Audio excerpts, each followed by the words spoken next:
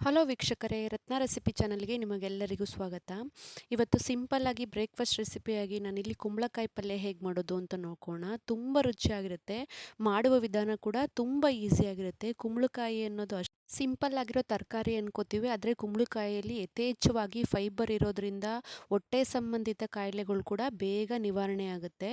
ಮತ್ತು ಅಸಿಡಿಟಿ, ಹೊಟ್ಟೆ ಉರಿ ಮತ್ತು ಎಲ್ಲನೂ ದೂರ ಮಾಡುತ್ತೆ. ವಿಟಮಿನ್ ಸಿ ಇರೋ ಕಾರಣಕ್ಕೆ ಕಣ್ಣಿಗೆ ತುಂಬ ಒಳ್ಳೆಯದು. ಇದನ್ನು ಹೇಗೆ ಮಾಡೋದು ಅಂತ ನೋಡ್ಕೋಣ ಬನ್ನಿ. ನಾನಿಲ್ಲಿ ಮೊದಲನೇದಾಗಿ ಸಣ್ಣಾಗಿ ಕುಂಬಳಕಾಯಿನ ಕಟ್ ಮಾಡ್ಕೊಂಡಿದ್ದೀನಿ. ನೋಡ್ತಾ ಇದ್ದೀರಲ್ಲ, ಚೆನ್ನಾಗಿ ನೀಟಾಗಿ ಕಟ್ ಮಾಡ್ಕೊಂಡಿದ್ದೀನಿ. ಒಂದು ಬಾಣಲೆಯಲ್ಲಿ ನಾನು ಎಣ್ಣೆನ ಹಾಕ್ಕೊಳ್ತಾ ಇದ್ದೀನಿ ಸ್ನೇಹಿತರೆ. ನಿಮಗೆ ಎಷ್ಟು ಬೇಕೋ ಅಷ್ಟು ಎಣ್ಣೆನ ಹಾಕ್ಕೊಂಡು ನಾನಿಲ್ಲಿ 3-4 ಸ್ಪೂನಷ್ಟು ಎಣ್ಣೆನ ಹಾಕ್ಕೊಂಡು ಸಾಸಿವೆನ ಚಿಟಪಟ ಅಂತ ಸಿಡಿಸ್ತಾ ಇದ್ದೀನಿ.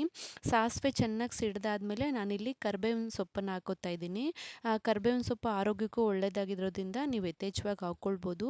ಸ್ವಲ್ಪ ಹಸಿಮೆಣ್ಸಿನ್ಕಾಯಿ ಹಾಕ್ತಾಯಿದ್ದೀನಿ. ಸಣ್ಣಕ್ಕೆ ಹೆಚ್ಚಿರೋ ಹಸಿಮೆಣ್ಸಿನ್ಕಾಯಿ ಹಾಕಿದ್ರೂ ಸರಿ, ಅಥವಾ ಒಣಮೆಣ್ಸಿನ್ಕಾಯಿ ಹಾಕಿದ್ರೂ ಸರಿ. ನಾನಿಲ್ಲಿ ಒಂದು ಸ್ವಲ್ಪ ಹಸಿಮೆಣ್ಸಿನ್ಕಾಯಿ, ಸ್ವಲ್ಪ ಒಂದು 2 ಒಣಮೆಣ್ಸಿನ್ಕಾಯಿ ಹಾಕ್ಕೊಂಡು ಒಂದು ಚಿಟಿಕೆ ಅಷ್ಟು ಇಂಗನ್ನು ಹಾಕ್ಕೊಳ್ತಾ ಇದ್ದೀನಿ ಸ್ನೇಹಿತರೆ. ತುಂಬ ಚೆನ್ನಾಗಿರುತ್ತೆ ನೋಡಿ. ಚೆನ್ನಾಗಿ ಸಣ್ಣಗೆ ಹೆಚ್ಚಿರೋ ಅಂಥ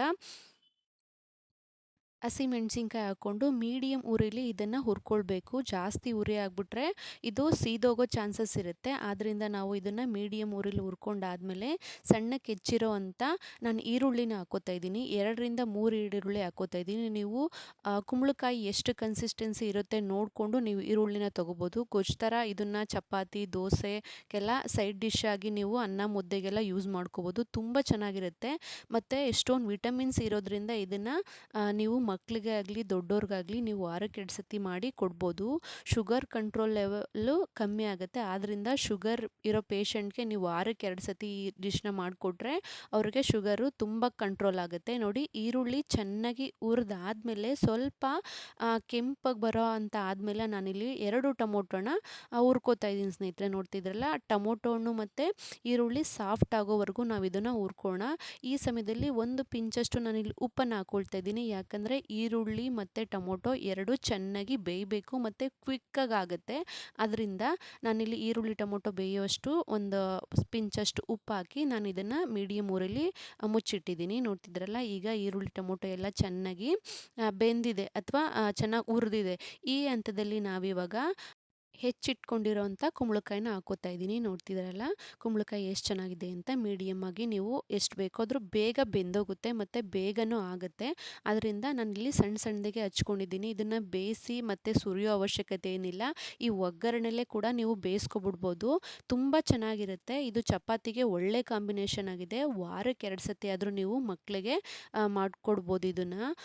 ಇನ್ನೊಂದು ರಿಸರ್ಚ್ ಪ್ರಕಾರ ನೀವು ಗಂಭೀರವಾದ ಕಾಯಿಲೆ ಆದಂಥ ಕ್ಯಾನ್ಸರ್ ಕೂಡ ತಡೆಗಟ್ಬೋದು ಅಂತ ಈಗಿನ ಸಂಶೋಧನೆಯಲ್ಲಿ ಕೂಡ ಇದು ಬಂದಿದೆ. ಡಯಟ್ ಪೇಷಂಟ್ ಕೂಡ ಒಳ್ಳೆಯದು. ಡಯಟ್ ಇರೋರಿಗೆ ನೀವು ಲೈಟಾಗಿ ಒಗ್ಗರಣೆ ಹಾಕ್ಕೊಂಡು ಈ ಡಿಶ್ನ ಮಾಡ್ಕೊಳ್ಬೋದು. ಅಥವಾ ಜ್ಯೂಸ್ ಮಾಡ್ಕೊಂಡಾದರೂ ನೀವು ಇದನ್ನು ಹೊಟ್ಟೆಗೆ ಸೇವಿಸ್ಬೋದು.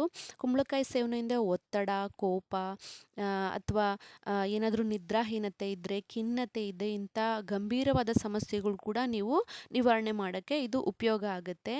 ದೇಹಕ್ಕೆ ಶಕ್ತಿ ಕೂಡ ಕೊಡುತ್ತೆ ಮತ್ತು ನೆನಪಿನ ಶಕ್ತಿಗೆ, ಅದರಲ್ಲೂ ಓದುತ್ತಿರೋ ಮಕ್ಕಳಿಗೆ ನೀವು ಈ ಥರ ಡಿಶ್ ಮಾಡಿಕೊಟ್ರೆ ಅವ್ರಿಗೆ ನೆನಪಿನ ಶಕ್ತಿ ಹೆಚ್ಚಾಗೋಕ್ಕೆ ಸಾಧ್ಯವಾಗುತ್ತೆ. ಆಗಿನ ಕಾಲದಲ್ಲೆಲ್ಲ ಜಾಸ್ತಿ ಕುಂಬಳಕಾಯಿ ಪಲ್ಯ ಮಾಡಿ ರಾಗಿ ರೊಟ್ಟಿ ಮಾಡ್ತಿದ್ರು ಮಂಡ್ಯ ಸೈಡ್ ಕಡೆ ಎಲ್ಲ. ತುಂಬ ಚೆನ್ನಾಗಿರುತ್ತೆ ಸ್ನೇಹಿತರೆ. ನೋಡ್ತಿದ್ದಾರಲ್ಲ, ಈಗ ನಾನಿಲ್ಲಿ ರುಚಿಗೆ ತಕ್ಕಷ್ಟು ಕಲ್ಲುಪ್ಪನ್ನ ಹಾಕ್ಕೋತಾ ಇದ್ದೀನಿ. ಯಾವಾಗಲೂ ನಾನು ಕಲ್ಲುಪ್ಪು ಹಾಕೋದ್ರಿಂದ ರುಚಿನೂ ಚೆನ್ನಾಗಿರುತ್ತೆ ಮತ್ತು ಆರೋಗ್ಯಕ್ಕೂ ತುಂಬ ಒಳ್ಳೆಯದು.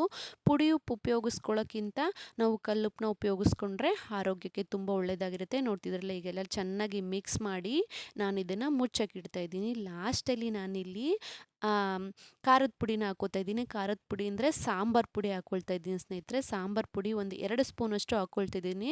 ಅದೆಲ್ಲ ತುಂಬ ಚೆನ್ನಾಗಿರುತ್ತೆ. ಹೊಂದ್ಕೊಂಡಾಗ ತುಂಬ ಚೆನ್ನಾಗಿರುತ್ತೆ. ಈ ಕಡೆ ಚಪಾತಿ ಕೂಡ ಬೇಯಿಸ್ಕೊತಾ ಇದ್ದೀನಿ. ನೋಡ್ತಿದ್ರಲ್ಲ, ಇವಾಗ ಎರಡನ್ನೂ ಮಿಕ್ಸ್ ಮಾಡ್ಕೊತಾ ಇದ್ದೀನಿ ಸ್ನೇಹಿತರೆ. ನೀವು ಸಾಂಬಾರು ಪುಡಿ ಇಲ್ಲಾಂದರೆ ಹಾಗೆ ಕೂಡ ಒಗ್ಗರಣೆ ಮಾಡಿಕೊಂಡು ನೀವು ಇದನ್ನು ಮಾಡ್ಬೋದು. ಸೀದೋಗುತ್ತೆ. ಮೀಡಿಯಮ್ ಲೆವೆಲಲ್ಲಿ ಇಟ್ಕೊಳ್ಳಿ.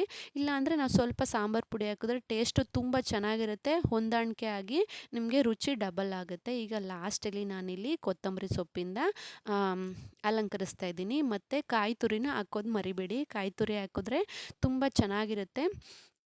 ಮತ್ತು ಟೇಸ್ಟು ತುಂಬ ಚೆನ್ನಾಗಿರುತ್ತೆ. ಆದ್ದರಿಂದ ನಾನು ಇದನ್ನು ಕಾಯಿ ತುರಿ ಹಾಕ್ಕೊಂಡು ಕೊತ್ತಂಬರಿ ಸೊಪ್ಪು ಮತ್ತು ಕಾಯಿ ತುರಿಯಿಂದ ಇದನ್ನು ಮಾಡ್ತಾಯಿದ್ದೀನಿ. ನೋಡ್ತಿದ್ರಲ್ಲ ಎಲ್ಲ ಮಾಡಿಕೊಂಡು ಕೊಲೆಸ್ಟ್ರಾಲ್ ಕೂಡ ಕಮ್ಮಿ ಆಗುತ್ತೆ.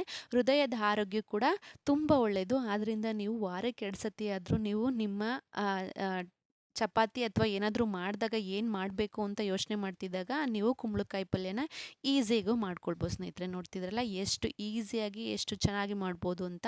ಈ ರೆಸಿಪಿ ನಿಮಗೇನಾದರೂ ಇಷ್ಟ ಆಗಿದರೆ ಪ್ಲೀಸ್ ನನ್ನ ಚಾನಲ್ನ ಸಬ್ಸ್ಕ್ರೈಬ್ ಮಾಡಿ, ಶೇರ್ ಮಾಡಿ, ಲೈಕ್ ಮಾಡಿ. ನೋಡ್ತಾ ಇದ್ದೀರಲ್ಲ ಎಷ್ಟು ಚೆನ್ನಾಗಿದೆ.